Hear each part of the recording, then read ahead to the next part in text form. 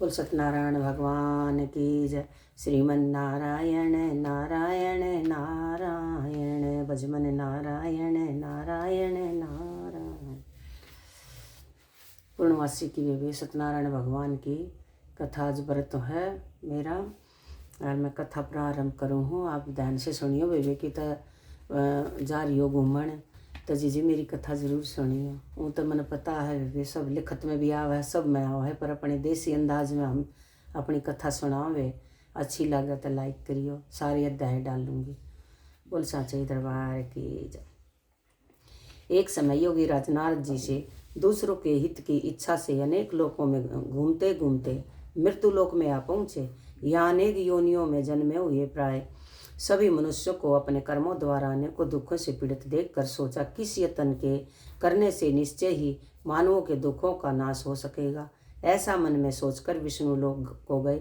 वहाँ श्वेत वर्ण और 4 भुजाओं वाले देवों के ईश नारायण का जिनके हाथों में शंख चक्र गदा और पद्म थे तथा वरमाला पहने हुए थे, देखकर स्तुति करने लगे। हे भगवान, आप अत्यंत शक्ति से संपन्न हैं। मन तथा वाणी भी आपको नहीं पा सकती। आपका आदि मध्य अनंत नहीं है। आप निर्गुण स्वरूप सृष्टि के कारण भक्तों के दुखों को नष्ट करने वाले हो। आपको मेरा नमस्कार है। नारद जी से इस प्रकार की स्तुति सुनकर विष्णु भगवान बोले, हे मुनि श्रेष्ठ, आपके मन में क्या है? आपका किस काम के लिए आगमन हुआ है? निसंकोच कहो।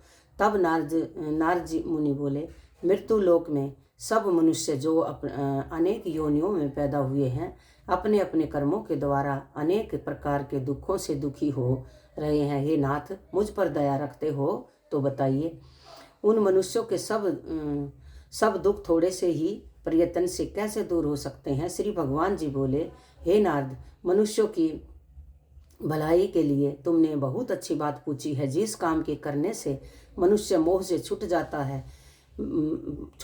है, मैं दुर्लभ वह मैं कहता हूँ, सुनो। पुण्य देने वाला स्वर्ग तथा मृत्यु लोक दोनों में दुर्लभ एक उत्तम व्रत है। आज मैं प्रेम वश होकर तुमसे कहता हूँ, श्री सत्यनारायण भगवान का यह व्रत अच्छी तरह विधान पूर्वक करके मनुष्य तुरंत ही यहाँ सुख भोग कर मरने पर मोक्ष को प्राप्त होता है। श्री भगवान के वचन सुनकर नारद मुनि बोले कि उस व्रत का फल क्या है, क्या विधान है, किसने यह व्रत किया था और किस दिन यह व्रत करना चाहिए, विस्तार से कहो। भगवान बोले, दुख शोक आदि को दूर करने वाला, धन्य धान्य को बढ़ाने वाला, सौभाग्य तथा संतान को देने वाला यह व्रत सब स्थानों पर विजय करने वाला, भक्ति और श्रद्धा के साथ किसी भी दिन मनुष्य श्री सत्यनारायण की शाम के समय ब्राह्मणों और बंधुओं के साथ धर्मपरायण होकर पूजा करे। भक्ति भाव से नवेद केले का फल भी दूध और गेहूं का चूर्ण सवाया लेवे, और गेहूं के अभाव में साठी का चूर्ण, शक्कर तथा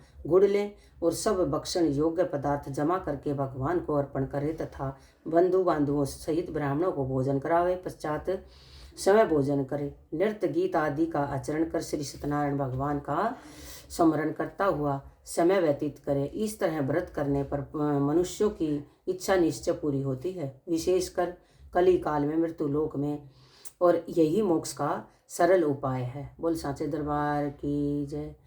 श्रीमन नारायण नारायण नारायण, भजमन नारायण नारायण नारायण, श्रीमन नारायण नारायण नारायण, भजमन नारायण नारायण